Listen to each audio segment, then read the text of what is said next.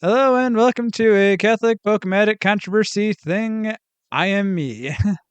so I last night I saw the Melania movie. The documentary about Melania Trump in the 20 days leading up to inauguration. And I think it was like about a day of the day of the inauguration, and I think maybe like a day after. I don't quite remember the exact timeline, but it was like all about that 20 days. And it's a very polarizing movie.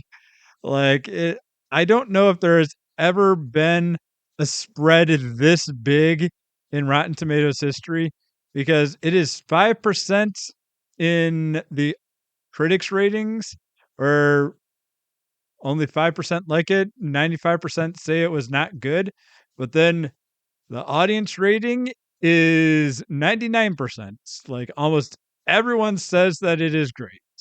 It is a 94-point spread. And I don't know if there's ever been a movie that polarizing, that has such a big, wide gap between the critics and the audience. And I gotta say that I'm part of the 99% because, no, I enjoyed this.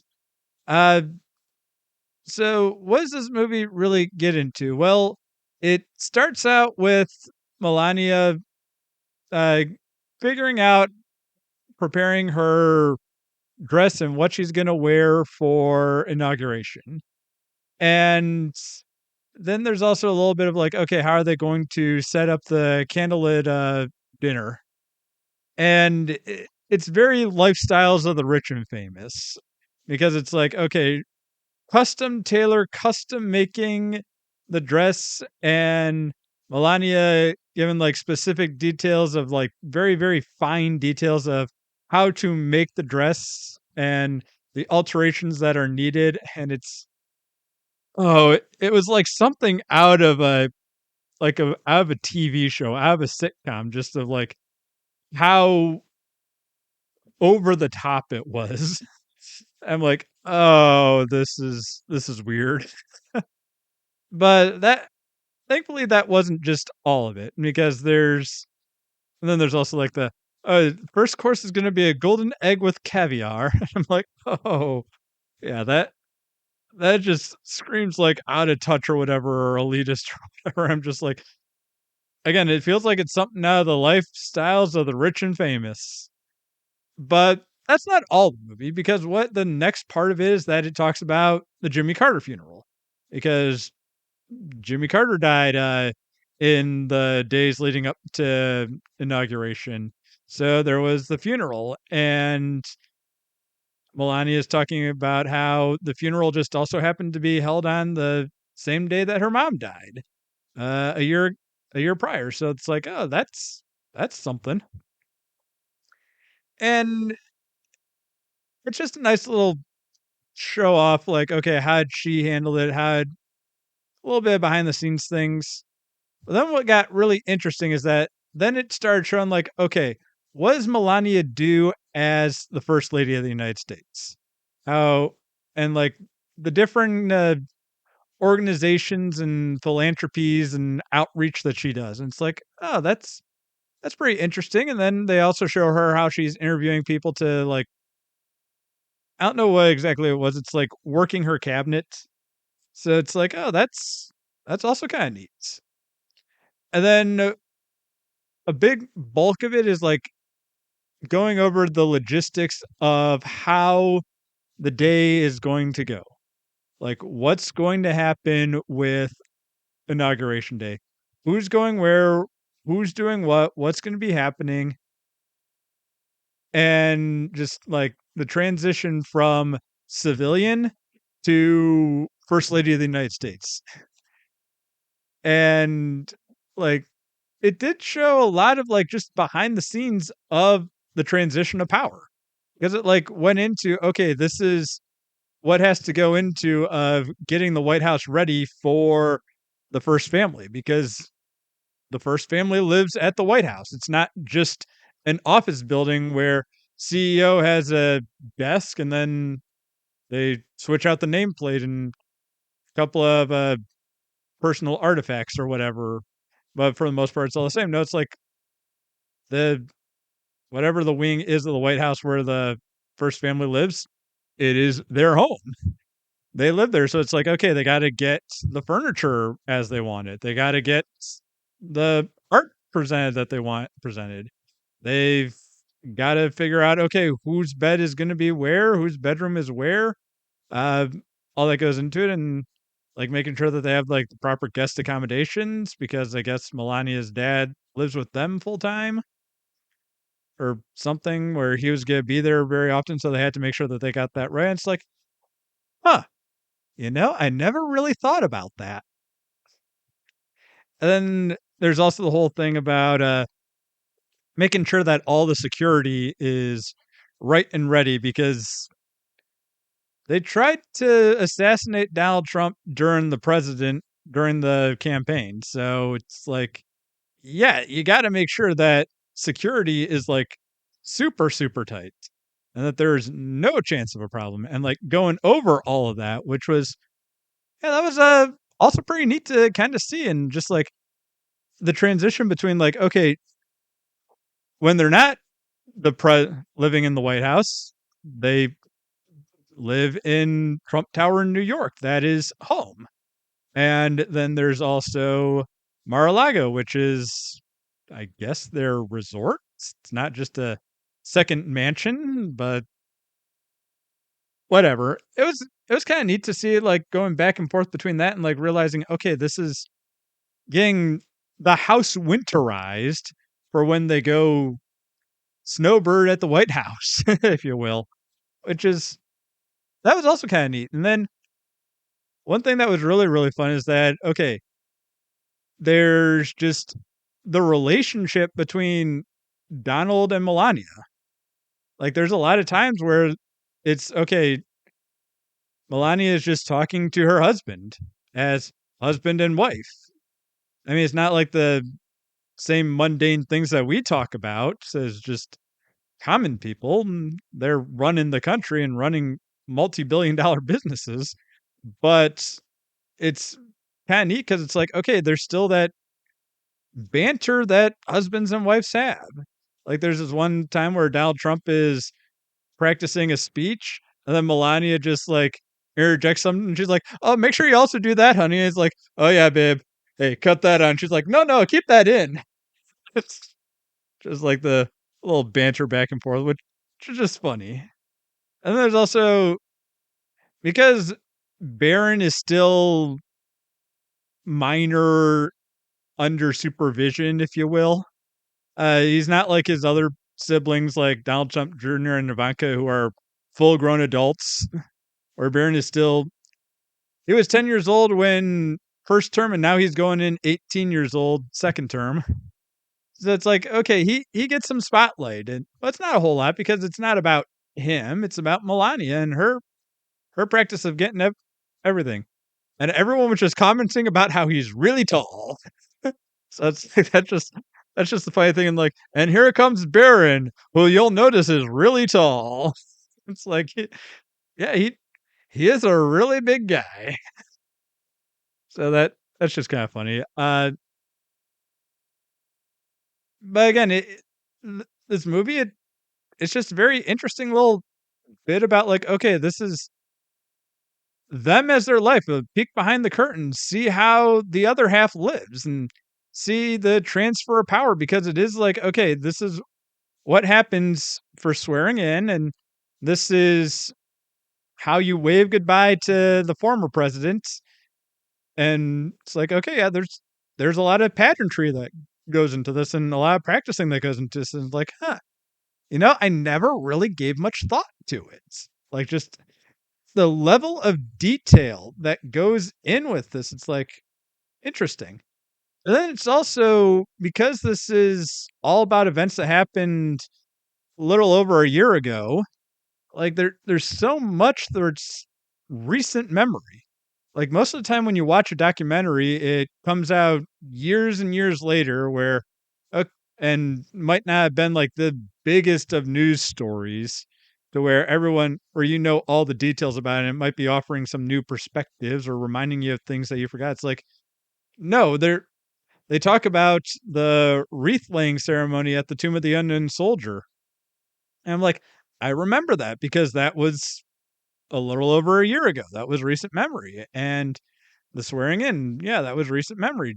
There's Joe Biden, that was recent memory. There's the funeral of Jimmy Carter, that was recent memory. So it's like that kind of it adds a little interesting bit to it.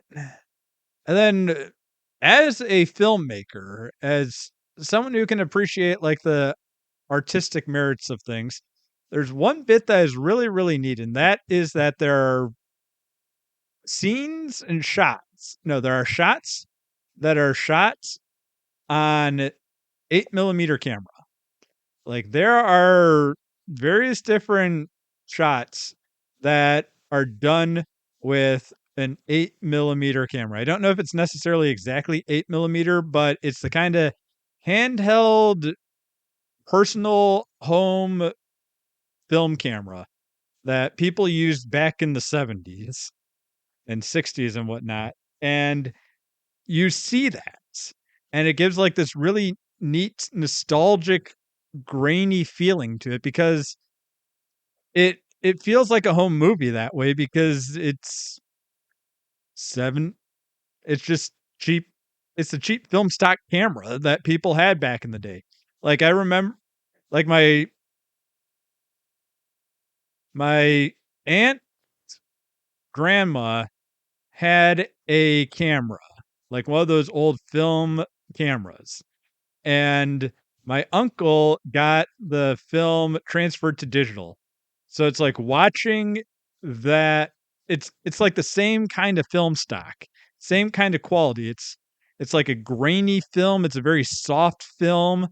Colors are kind of washed out and muted and whatnot. And it's 4:3 aspect ratio and kind of fuzzy on the sides. And there's like a artifact thing where film is like there's this artifact red box on it and it's film. So like that is and I know that's actual film because you see in some shots you see the camera operator who's using the handheld home movie camera.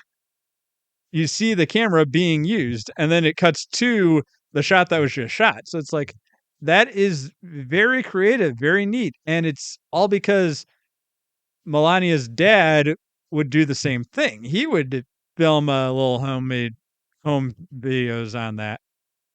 So it's very cool. And gotta thank Quentin Tarantino and Christopher Nolan for keeping the film stock industry in business because they're the two directors that have willed film to continue to be made. And because of them, we were able to get this film stock, this cheap quality film stock.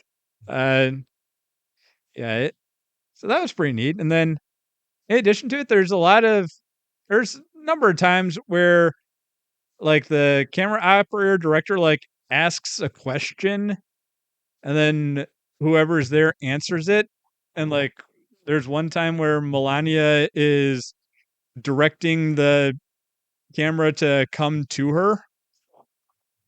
So it's like there's a that's kind of neat because that's generally something you don't want to do when filming a documentary. You don't want to you want to keep you want to try and make it so much that the cam the subjects are not aware of the camera, but it is something that adds like a little bit of tactility, I guess you will. So yeah, that's pretty neat is pretty cool. And I mean this as a documentary, there are what's neat about it is that it is basically filmed entirely with action shots. Like there when it comes to filming a documentary, you have the B roll and you have the action shots, but you also have sit down and interview. But this documentary, it doesn't have any of the sit down and interview. I mean, there's some voiceovers, but there's no just you're watching someone get interviewed, which is a very bold choice because when you're relying 100% on like these action shots, you only get one take because you can't necessarily go back and refilm. So when you're doing that, you got to make sure that your camera is really good. And there are times when it isn't. There are times when the camera's a little shaky, and I'm like, as someone who's done video production, that is not great to see. But again, it is a documentary. It is a documentary that is all real events, and you can't always have the perfect camera, especially when you're like filming things in uh, moving vehicles and filming someone as they're walking down the street. Like you can't set up the steady cam with the tracking rails and whatnot. You gotta just be walking with it. It's okay. It doesn't happen a whole lot, so there's that. But there is a little bit of that, so it's like okay, mildly jarring, but it's not that big of a deal. And yeah, that's all I got to really say about it is that it's a really impressive documentary from a just a filmmaking perspective. There's a lot of very interesting choices, very bold choices that really work. You know, as I said, I love how they were using the film camera, like the low quality film camera, interspersing that with the 8K red camera that they were using to make this movie, and it works really good. And that is a very they do it in such a way in which it really, really works. And then also just that's like, okay, you see the background of how everything goes into place.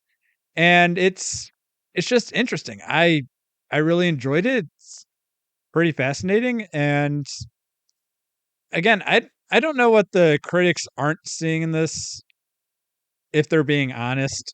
I mean, because I know that the reason they don't like it is because Trump derangement syndrome.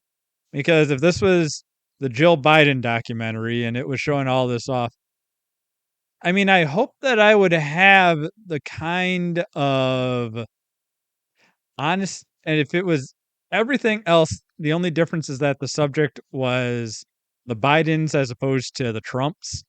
I would hope that I would have the same kind of intellectual honesty to say that, okay, even though I don't like these guys, I respect the craft of what they made. But, they just aren't because again, it's even if you're not into politics, it's still a pretty neat movie because it's like, okay, you're seeing how all this happens and it's history in the making, and we're able to document that now. So, yeah, well, this has been Got the Controversy Pokematic signing off, and well, that's it. Oh, hey there, everyone. Welcome to the end card. Yeah, if you're new to the show, I do end cards where it's a post show where I talk about things that weren't necessarily relevant to the actual review, the actual topic of what I'm doing. And now I'm going to talk about some other things because, like, first off, there was a little story that happens with this is that I didn't know that Melania, I have not, I have not seen a single advertisement for Melania except for on Louder with Crowder because it's like, okay, I've not seen any advertisements on TV, on the radio, on streaming, on YouTube, on Rumble, even. I have not seen any advertisements for Melania, so the only reason I knew this movie was coming out and was out was because of Louder with Crowder, who said because the Melania movie gave out 50 free Rumble Premium subscriptions one day and to advertise the new movie. So I'm like, okay, I heard it and I went and saw it. And funny thing about this is that I wanted to see this on Tuesday because at least here in the US and all the major movie chains, Tuesday is cheap movie day. It's $5 ticket Tuesday as opposed to $10 to $15. So I'm like, okay, I'm gonna see where this is playing. I found the movie theater that was like closest to me, and I wanted to see it after work, so I went to go buy a ticket for the 4:15 show. And when I got there, they were completely sold out. Uh, no tickets at all. So I then bought a ticket to the 6:55 show, and there were only two spots left. The movie was sold out, and part of this is probably because the movie was only in it was in the small theater, the small auditorium where they only have like 30 seats as opposed to one of the bigger auditoriums that has like 100 seats. And I'm sure that if this movie was playing in there, it would also sell out. But for some reason, it was in the small seats. I don't know all the logistics of movie distribution and how theaters decide what movies get played where. But anyway, it was sold out, and I went and saw it, and ended up working fine for me because then that meant I was able to go home and eat dinner beforehand and take care of a couple of other things beforehand. So yeah, there's that. And then it's just hilarious, just the disconnect between audience and critics. Like I don't know if there has ever been a movie where they were more divided. Like I really can't think of any because most of the time they're close. There's a lot of times where there's some big divides where you have critics like 70% of critics say, "Oh, movie is great," and then like 5% or 20% of audience says this movie is not good, and vice versa, where critics say like, yeah, the movie's all right, but it's very derivative," and then audience says, "No, this is the same. Yeah, it's derivative, but it's the kind of derivative that I like." Most of the time, there's general concessions. Like you'll see, it's like okay, critics say 28% say that the movie's good, whereas audience says 55% say it's good. But it's like I can't remember the last time that there was a 93-point spread between critics and audience. So that is crazy. Again, it's all TDS. Like the only reason people are hating on this is because it's the Trumps and it makes the Trumps look human. So yeah. Anyway, end card things. I'm gonna recommend whatever the last one of these crossover like things I did was. I think maybe it was Wish. So yeah, that's the recommended video. Then if you want to see more from me, consider subscribing. Follow me on my socials. Do Twitter and Blue Sky. Just another way in which to keep up with me. And it's like I know Twitter is now X, but it's still Twitter in my heart. And also, because this movie was I went to see such a late show, I got home late, and this is actually take two because the original one I did it was a rambling mess, just because I was tired because it was getting close to when I normally go to sleep when the movie got out and when I got home. So yeah, now that I am more refreshed, I got my thoughts more together. I'm like, okay, I'm gonna do this movie justice. So yeah, I just plugged my socials. So and there's a couple of different ways in which you can support me. YouTube, I was not paid by anyone to plug these things. These are all my own creations. I've written a couple of books that you can buy below. I've made an audio library that you can buy below. And I've got a Patreon that you can support me on. And I think there's like maybe one or two other things I'm forgetting about right now.